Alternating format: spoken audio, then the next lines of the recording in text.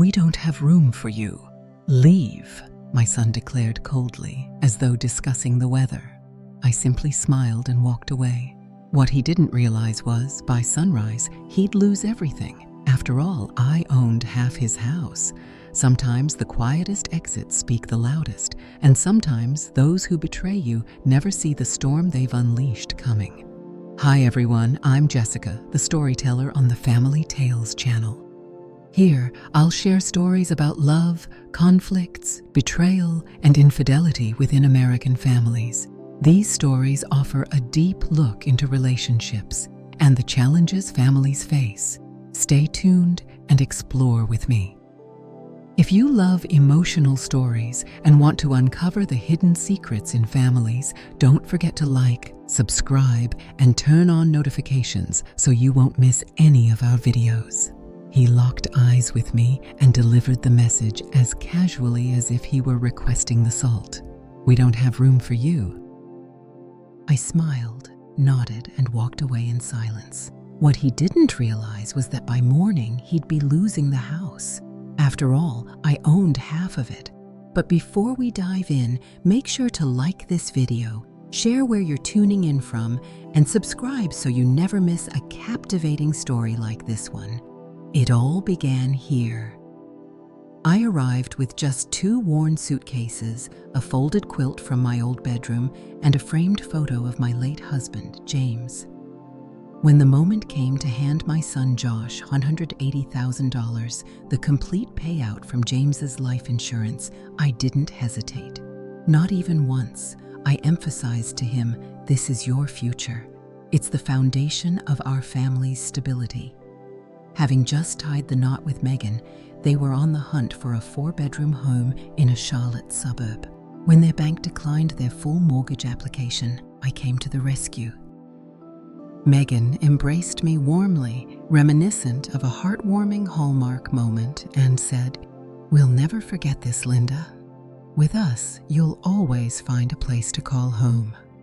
Josh pressed a gentle kiss to my cheek, assuring me that I'd never have to lift a finger again. The house felt modern, sterile, and echoey. Pristine white walls, sleek gray floors, and a kitchen that appeared untouched by the chaos of cooking. My room was located downstairs, officially designated as the guest suite. No closet, just a twin bed and a half bath. No shower. No problem. I found joy in the simple pleasure of hearing voices in the morning once more. In those initial days, Josh brewed coffee for me, setting a warm tone. Megan, on the other hand, guided me through the intricacies of their Wi-Fi thermostat, albeit with a hint of exasperation each time I sought her assistance. We shared dinner together, creating a sense of camaraderie. It happened once. By the second week, I began to notice subtle hints, passive-aggressive remarks lurking in the air. Megan playfully teased her friends about sharing her space with 2 kids and a grandma. Josh let out a dramatic groan when I inquired about putting up a shelf in the laundry room, and then the subtle transformations began. The upstairs fridge was secured with a padlock. Megan explained that her meal prepping was the reason. Meanwhile, Josh relocated the modem to the upstairs office. As a result, my Netflix was down for 3 days. One evening, I caught a glimpse of Megan in the kitchen, deep in conversation on the phone. She said, "She's sweet, but we need our own life. This isn't sustainable." I chose to remain silent. I continued to cook, neatly folding towels and wiping down the counters. I allowed them their space, smiling as Megan suggested transforming the downstairs den into a nursery. It was only a matter of time. One morning, as I strolled toward the kitchen to brew some tea, I suddenly heard it, Josh's voice drifting from around the corner. "She'll stick around as long as we keep being accommodating. We need to find a way to encourage her departure without confrontation." Megan's response was more cutting. "She won't relinquish her share unless she senses a lack of desire. Create an uncomfortable atmosphere. She'll walk away on her own." I stood there, paralyzed, gazing at the wallpaper I had chosen just 6 days prior. My son, my only son, was plotting to push me out. For a nursery, for more room, for ease. That evening, I prepared chicken Alfredo, a dish that Josh loves. However, neither of them joined me at the table. Megan mentioned that she had already eaten. Josh muttered a few words about work before retreating upstairs. I remained alone, eating slowly, reflecting on the journey of raising him. Soccer matches, missing teeth, visits to the emergency room, SAT prep sessions. I carefully stored every birthday card he had ever created for me in a shoebox that I still kept in my suitcase. And now I found myself standing in the way. It was a moment of realization. The following morning, as I washed strawberries, Megan entered the room, arms crossed and expression neutral. "Linda," she stated, "we believe it's time for you to explore new opportunities. Enduring. A space that's truly yours, right? Designed for your comfort. And ours too." Moments later, Josh strolled in, casually sipping his coffee as if the world around him was perfectly normal. "We don't have space for you anymore, Mom," he stated flatly. "You need to go." In that moment, I casually wiped my hands on a dish towel, turned to look at them both, and offered a subtle smile. It wasn't broad or insincere, just calm and genuine. "All right," I replied. "I'll be gone by tonight." Megan blinked in surprise. Josh nodded as if he had just wrapped up a project. "Thanks, Mom," he said, already pivoting away. I headed to my room and gathered all my belongings. My clothes, James's photo, an unfinished paperback, and a red folder hidden at the bottom of my suitcase, the house deed. My name stood alongside Josh's, 49% co-owner. I didn't say goodbye.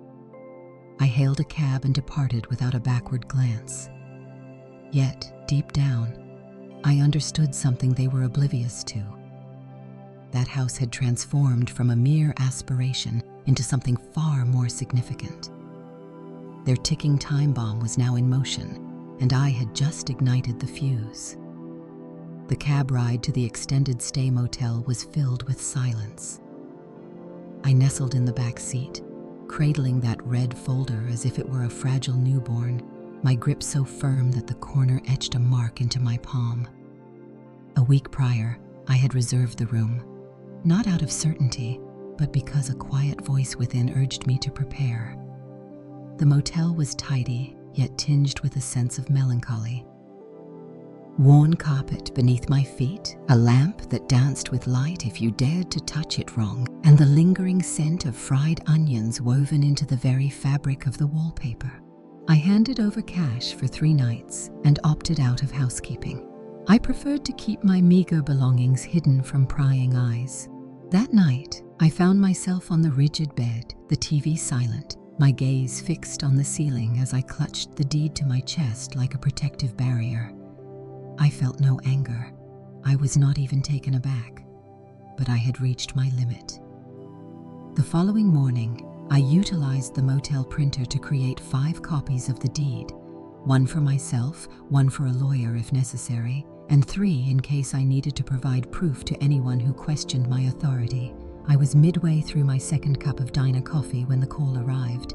An unfamiliar number flashed on my screen. I nearly let it go to voicemail, but an instinct urged me to answer. "Miss Carter," the voice announced.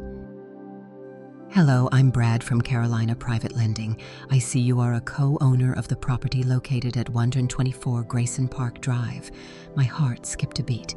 "Yes," I replied, my voice measured. "Is there an issue?" Brad cleared his throat. "There's been a default. We need to address an important matter regarding your son, Mr. Joshua Carter.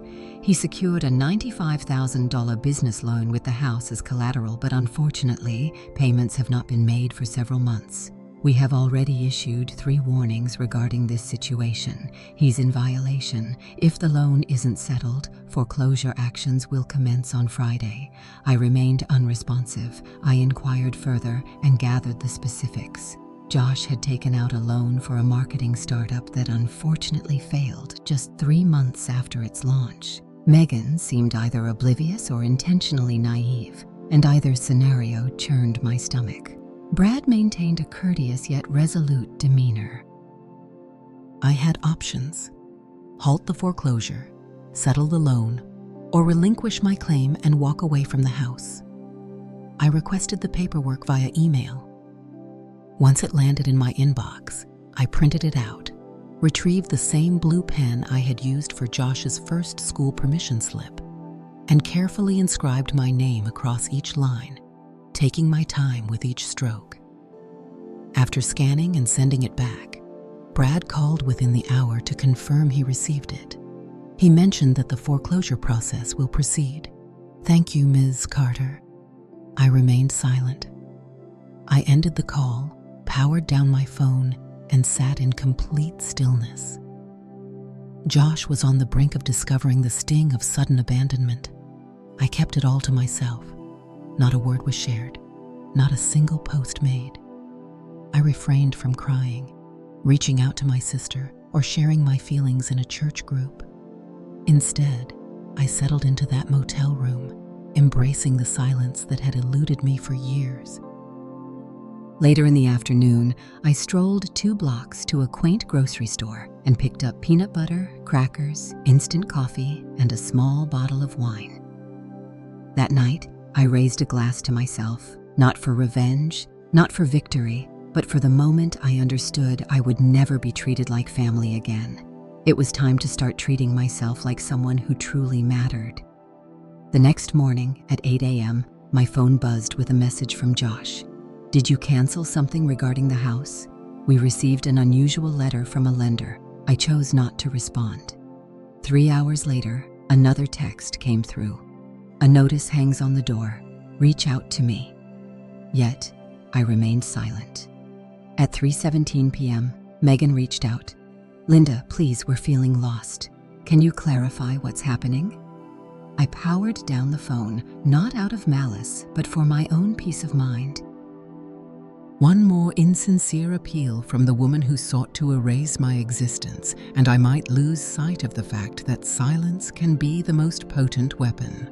The foreclosure notice arrived quicker than I anticipated. Just under 48 hours after I submitted the signed release, the sheriff's office affixed a vivid orange letter to the front door of 124 Grayson Park Drive. I didn't witness it firsthand, but that hardly mattered. Megan shared a frantic message in the neighborhood Facebook group. "Immediate assistance needed. Our home is under threat from a scam. If you have any recommendations for foreclosure attorneys, please share them." The irony brought a smile to my face for the first time in days.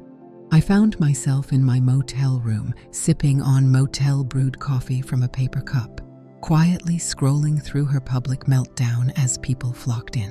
The comments from old co-workers, neighbors, and even Josh's college friend Darren raised questions. What happened? Can we help? "I thought you all were thriving," Megan replied to each inquiry like a seasoned politician, skillfully avoiding direct answers and instead weaving them into a narrative of vague struggle. "We are facing betrayal from someone we once held in high regard," she penned, "a person who was meant to safeguard us." That moment marked the transition from humor to a more sinister reality. Within hours, I began receiving messages from people I hadn't heard from in years. My cousin Sharon, a woman from church, my late husband's sister, each one asking the same question: "Linda, can you fill me in?" Megan portrayed it as if I had betrayed them, suggesting I sabotaged their home out of spite. She conveniently left out the money I contributed, the way they pushed me out, and the loan Josh secured without my knowledge. Instead, she opted to play the victim. And Josh, he really committed. He shared a nostalgic photo of us back when he was just 5, enjoying ice cream in a parking lot, complete with a caption: "It's tough when those who brought you up end up betraying you." Without names or tags, it was all about the art of influence. Yet, I understood the audience perfectly. The family, the acquaintances, the bystanders of the narrative who would inevitably project their own guilt, shame, and assumptions into the gaps left behind. I felt myself fading away in real time. I considered standing up for myself, thought about sharing the evidence, the loan documents, the messages. But then I recalled my father's words. Engaging with those who thrive in chaos is futile. You'll only end up muddied while they revel in the mess. So, I chose to remain silent until the moment arrived. A courteous call came from the sheriff's department, delivered by a polite gentleman named Officer Reeves. "Monsieur Sir." "Carter," he began. "This is just a courtesy call to inform you that a formal lockout is scheduled at the Grayson Park address this Friday at 10 a.m. While your presence is not required since you've already signed off, we wanted to ensure you were notified as a listed party." I expressed my gratitude to him. I refrained from probing for specifics. Yet that night, rest eluded me. I envisioned it clearly. Josh, disheveled in sweatpants, making his way to the door, while Megan wept on the porch, their belongings strewn in garbage bags across the lawn. Yet, despite the scene, I felt no satisfaction, only a profound stillness. They had made this choice, every single step. When Friday arrived, I remained in my room, prepared oatmeal in the motel microwave, and waited. At 10:42 a.m., my phone vibrated with an unknown number. Just a voicemail. I played it back once, then again. Josh's voice was deep and seething with anger. "I have no idea what you did, but we're done. It's over." "You shattered our world, Mom. I trust you're satisfied. That's all there is to say. No apologies, no regrets, just blame. As if I had triggered a trap they set themselves." At noon, Megan sent a more detailed message. "Linda, if your intention was to cause us pain, congratulations. We're facing eviction. I just hope you find peace tonight. Your family is in ruins." That word, "your," lingered with me throughout the day, as if it didn't belong to them as well. As if I had no right to distance myself from those who treated me like a mere stepping stone. I switched off my phone, strolled to the corner store, and picked up a notebook. On the opening page, I penned, "Today, they lost everything." In that moment, I discovered my silence. I settled onto the motel bed, flipped to a new page, and continued to write. They didn't remain silent for long. Just 2 days after the lockout, Megan shared a comprehensive breakdown on Instagram. 10 slides, adorned with a pastel background and elegant cursive text overlay, titled, "When Family Betrays You." Each frame unveils a meticulously crafted narrative. They welcomed a grieving elderly parent into their home, driven by love and generosity, only to be caught off guard by cunning legal maneuvers and deceit. She referred to it as elder abuse. The remarks were harsh. A multitude of individuals, unfamiliar with my situation, weighed in. Some seem intent on maintaining control over their children indefinitely. This highlights the importance of establishing boundaries. Megan, your strength is truly inspiring. Sending you all my love. I continued scrolling until I came across Josh's comment. "You made all the right moves. You safeguarded our future." She opted for chaos. I gazed at that moment for what felt like an eternity, not out of pain, but in disbelief at how effortlessly he could weave a lie. There was a time when even a gentle reprimand for a broken plate would have brought him to tears. He was now portraying me as a monster to strangers online. Yet, I remained silent. I chose not to respond, but this was far from finished. The following morning, a knock echoed at the motel door. I remained still for a moment. Experience has taught me that sometimes hesitation serves as a shield. After a second knock, I cracked the door open just an inch. Standing there was a woman in her mid-50s, her face striking a chord of familiarity. "Linda Carter," she said, inquiringly. "Hello, it's Doreen here from the City Housing Board. You might not recall me, but I wanted to reach out. I came across a few posts and was curious to get your perspective." I blinked and then nodded in understanding. In the motel lobby, we lingered over lukewarm coffee, the soft hum of a vending machine providing a backdrop as I laid everything out for her. Every dollar spent, every dinner shared, every insult I had swallowed. She listened, but didn't take notes. She simply listened. "I'm not the press," she stated. "I'm just weary of good people being tarnished by influencers with coordinating throw pillows." As she departed, she handed me her card. "Should you require assistance in securing permanent housing, don't hesitate to reach out. I have connections that can make things happen." After weeks of feeling adrift, I finally experienced a touch of kindness. That evening, I checked my email and saw a subject line that caught my eye. "Request for interview, Charlotte Local Magazine." I shut the laptop, leaving the rest unread. I wasn't prepared to share my story on their terms, not just yet. However, I did send it to myself with a new subject line: "Take a moment to absorb this." During that week, Megan went all in. She shared a TikTok video positioned in front of a U-Haul, mascara streaming down her face, baby bump on display, clutching a cardboard sign that read "Evicted by my mother-in-law." In just 2 days, it amassed almost 80,000 views. Commenters were quick to tag news stations, and one woman even proposed launching a GoFundMe. Suddenly, I received a text from my former church pastor. "Linda, what's happening? Can I give you a call?" That was the tipping point. I retrieved the deed. I retrieved the bank statement that displays my transfer. I accessed the email from Brad confirming the foreclosure. I captured screenshots of Megan's text. "After she's gone, we'll be free to design the nursery." I then forwarded everything to the pastor, my cousins, and the church ladies group chat that Megan still hadn't exited. I kept it straightforward, just the facts.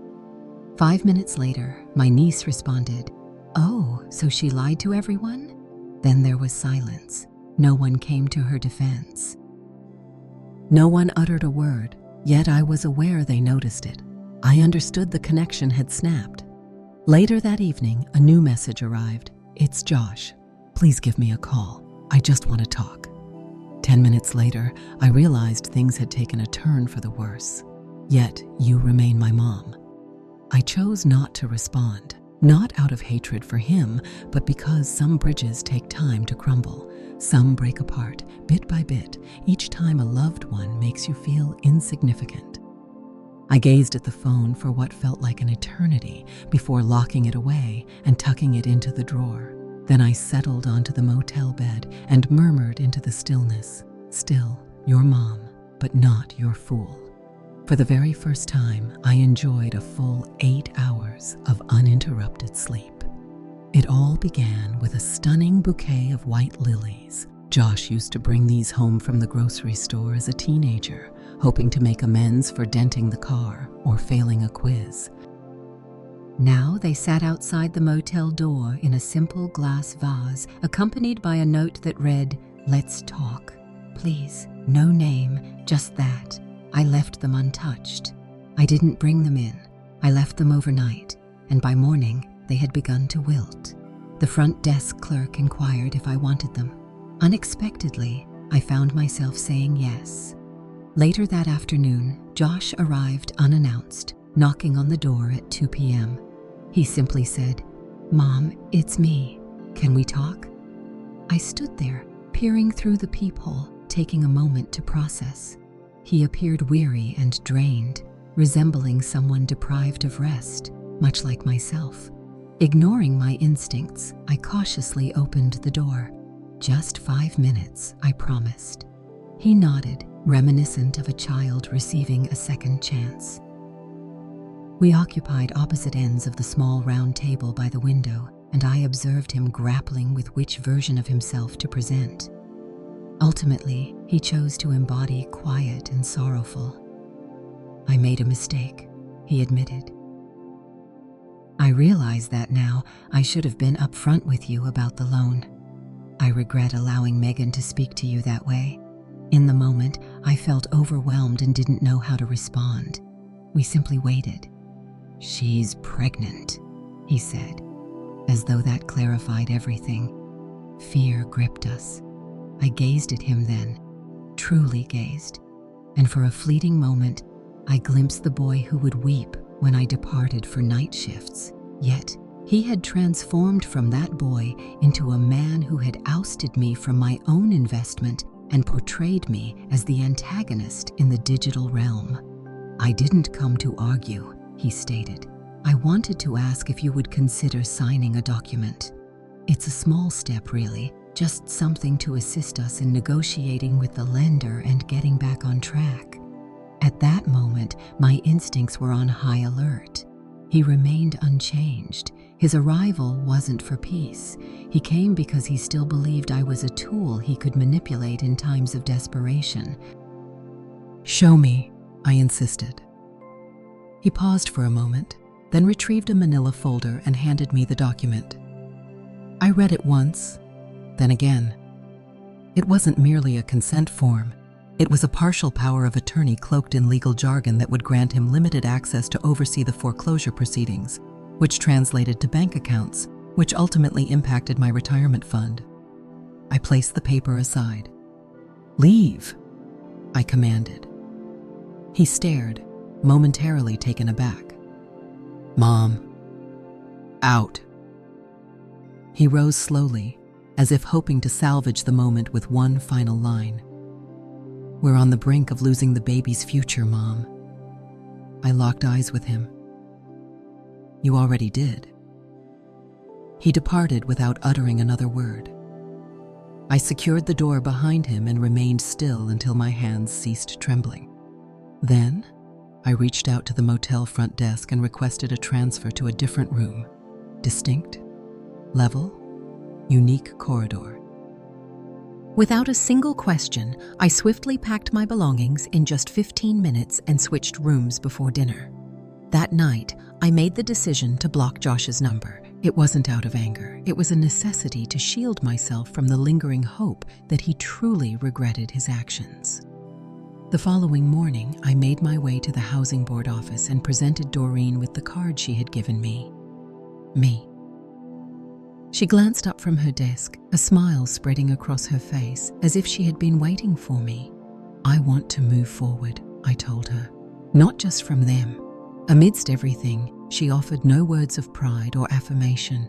Instead, she simply pushed a folder across the table, its label reading Senior Housing, Coastal Options.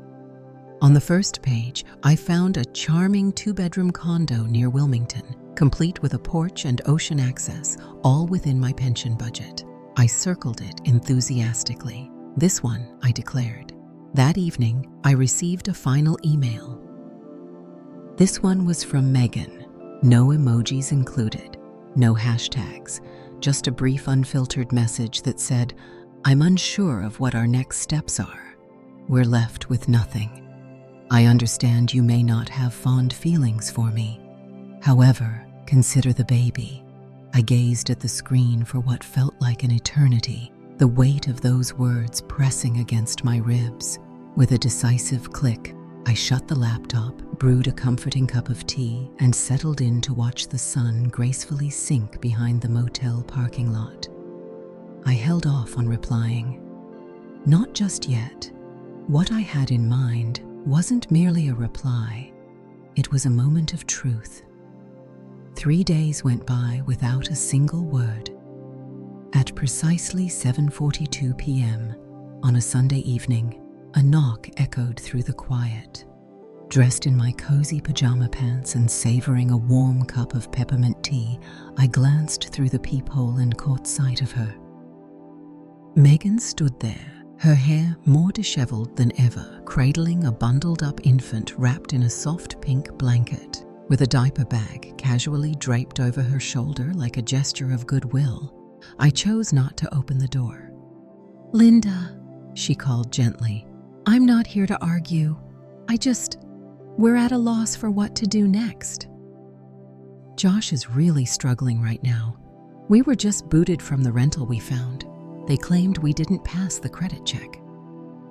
She entered cautiously, resembling a visitor uncertain of the etiquette. Her eyes swept the small room, and a weary smile appeared. "You still prefer it chilly in here, don't you?"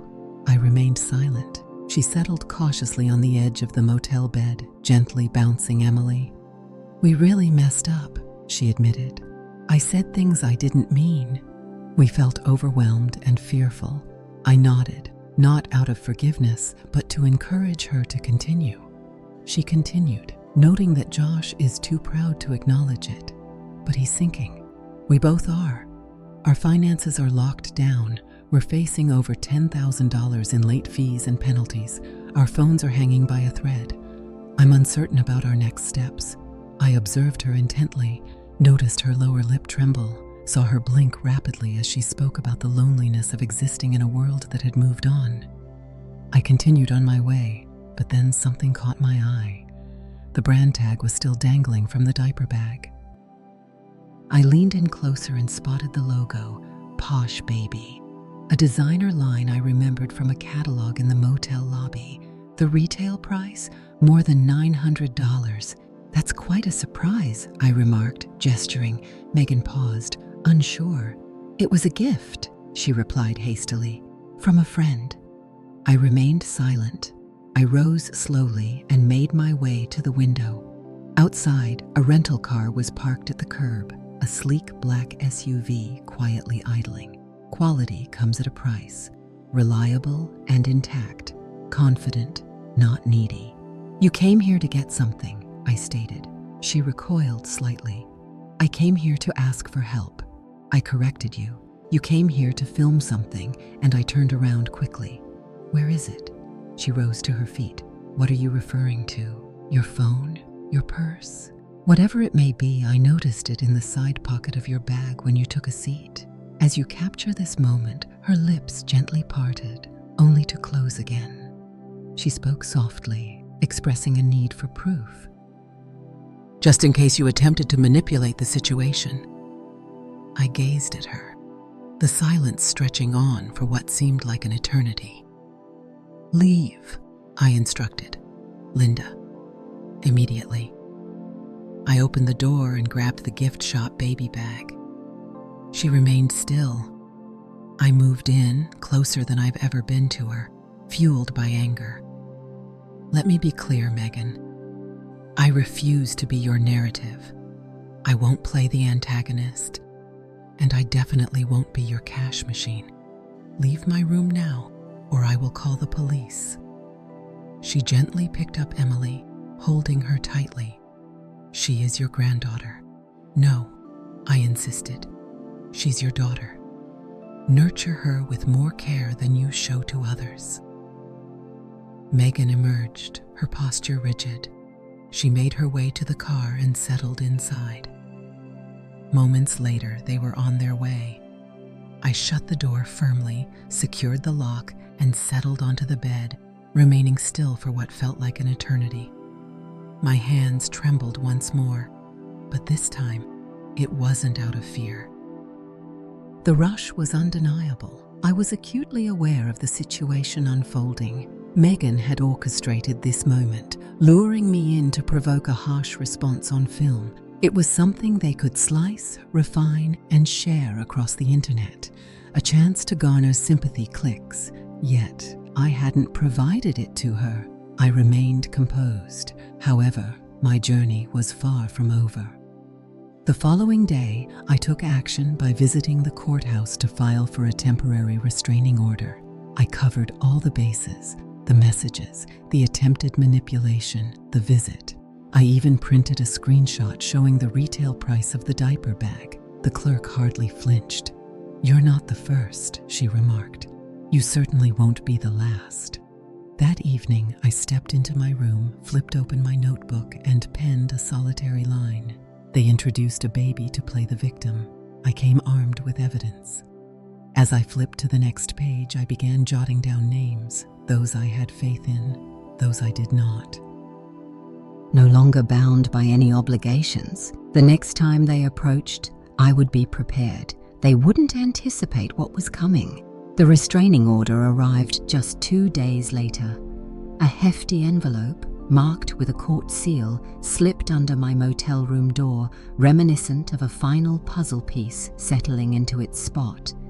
Yet, I felt no sense of victory. I felt ready, the serene anticipation that washes over you just before the chaos unfolds.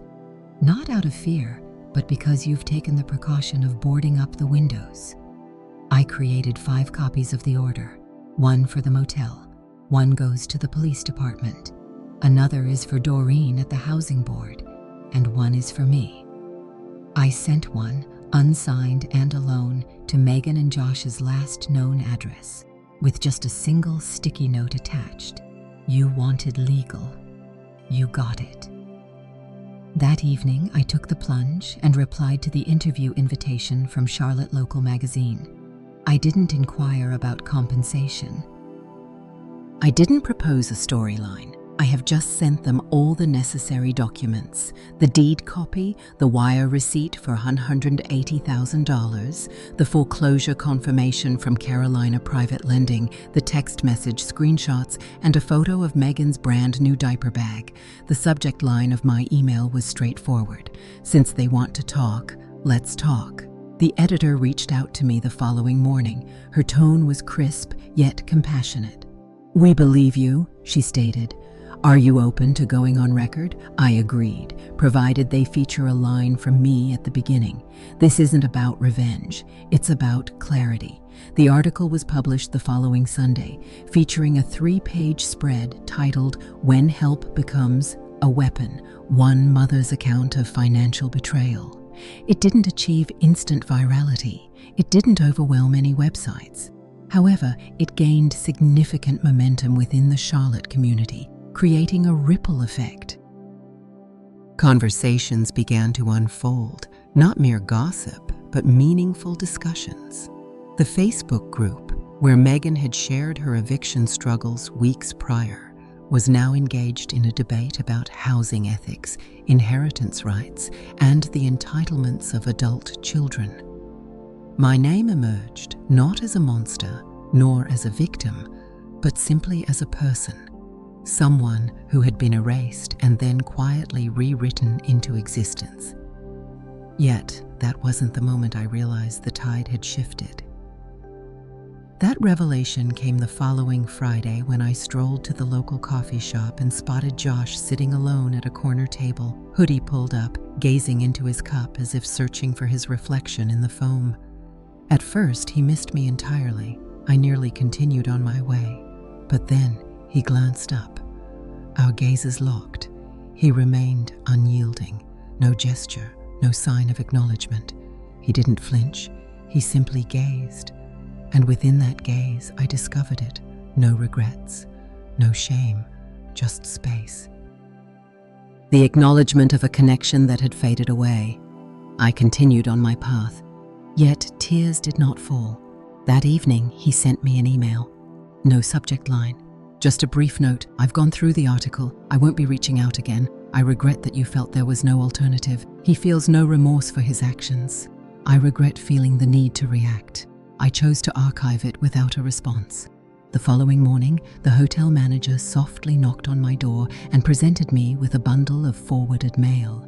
Nestled at the bottom was an envelope adorned with a real estate agency's logo, accompanied by a note from Doreen. "You've been approved. The keys are ready for you. I've just accessed the listing details. A charming 2-bedroom condo on the 2nd floor, boasting a lovely view of the water. Discover a serene Wilmington complex designed for retirees and veterans. Your move-in date is set for next Friday, with rent comfortably under budget." I stood there, paper in hand, and recognized that I had ceased glancing over my shoulder for unexpected knocks. I had stopped flinching at unfamiliar numbers. I had stopped questioning my right to exist unapologetically. That evening, I took the time to update my will. I decided to remove Josh's name, and instead, I allocated my assets to be divided equally among a local domestic abuse shelter, a literacy program, and the animal rescue where I used to volunteer. I sent one final email to my lawyer, outlining my instructions clearly. If he ever contests this, I want everything sent to them, all of it, for the world to see. I didn't wait for a response. I had faith he would take care of it. That weekend, I received a final message from an unfamiliar number, yet somehow I instantly recognized it. It was Megan. Only 4 words. We lost it all. Congratulations. I glanced at it once, then removed it. No response, no feedback. There's nothing more to express. I dedicated the evening to packing my belongings for the last time, not out of fear, but because I had finally found my peace. They began this narrative by claiming there was no room for me. They concluded it by demonstrating that I never required their space in the first place. The condo was smaller than I had imagined, yet it was filled with light. Sunlight poured in, casting a warm glow across the pristine white walls and softly illuminating the laminate floors. I lingered in the doorway for a full minute, allowing the tranquil silence to wash over me like a gentle breeze. There was no shouting from upstairs. Silence reigns, no hurried steps filled with frustration, no insincere regrets, just a tranquil expanse, my space. The movers arrived later than expected, so I took the initiative to bring in the essentials first. My red folder, the framed photo of James, and a small suitcase filled with clothes. I left the remainder in the car. I brewed a cup of tea with the vintage kettle that came with the unit and stepped out onto the quaint balcony. While the ocean was out of sight, its soothing sound reached my ears. That was it. My phone remained on silent that week. I avoided checking social media. I chose not to reach out to old friends for explanations. Instead, I tackled one drawer at a time, stocked the fridge with foods I genuinely craved, and tended to the 2 plants I picked up at a roadside market during my journey. On Wednesday, I enjoyed a stroll along the boardwalk. No one noticed me. No one looked my way. I walked by a bookstore, a pier, and a seafood shack where a woman around my age was busy painting seashells at a folding table. She smiled and extended her hand to me. "Choose the one that speaks to you," she said. I selected a blue one with silver edges. "Excellent choice," she remarked. That one's meant for those who have just released something burdensome. I expressed my gratitude and tucked it into my coat pocket. That evening, I set it on the kitchen counter beside my keys. I decided to call it peace. Days went by, then a week, then 10 days. I found my groove. Coffee at 8, a stroll at 10, journaling at 3. I enrolled in an art class that took place every Tuesday and Thursday in the rec room. My instructor was named Walter. At 70 years old, he sported suspenders and had a knack for delivering the most dreadful jokes I had ever encountered. Remarkably, he remembered my name by the second day. One afternoon, he approached my canvas and remarked, "You paint like someone who's been through something." I smiled and replied, "That's because I have." I truly meant it. I never mentioned Josh, neither to him nor to anyone else in the class. The past remained locked away, like a sealed drawer. Reopening it was the last thing on my mind until that letter arrived. Handwritten in Josh's chaotic script, it bore a postmark from a P.O. box just outside Charlotte, with no return address in sight. Within those 4 lines lay the weight of my actions. I understand that I cannot change the past. I hold no expectations from you. I want you to understand that I'm making an effort. I chose the name Emily Linda Carter. I read it twice, then carefully folded it and stored it in the same drawer where the deed, now void, was kept. I remained composed, neither shedding a tear nor breaking into a smile. I simply allowed the words to linger in the air. Later that evening, I strolled down to the beach. With my bare feet sinking into the sand, I listened to the rhythmic waves for more than an hour. My thoughts drifted to the girl who shares my name, to the man who was once my son, and to the boy who brought me flowers from the neighbor's yard, tears streaming down his face when I called them stolen. He was gone. Yet, perhaps out there, Someone greater was emerging from the ashes of what he destroyed. I resolved that this was no longer my burden to bear. As I turned and made my way home, the condo lights shimmered in a warm, golden hue. I settled onto the couch, wrapping myself in a cozy blanket, a book in hand, ready to escape into another world. Without any drama, closure emails, or family conflicts to deal with, it was simply the serene choice of prioritizing peace over seeking approval. My phone buzzed again before I decided to turn it off for the night. An unfamiliar number, no voicemail left behind. I allowed it to slip away. Then I softly uttered the same 5 words I'd held close since the moment they cast me out. There's no room for anything here. Farewell. Even now, I'm left wondering about the fate of Josh and Megan. Perhaps they found their answers, or perhaps they didn't. What matters to me is that I'm content now, and that's all I need. That's a wrap for today. What would you do if you were in her shoes? Share your thoughts in the comments. I genuinely enjoy hearing your perspectives. And if this story resonated with you, be sure to check out these videos as well. These are not to be overlooked. That's it for today's story. If you found it moving, don't forget to share the video with your friends and family.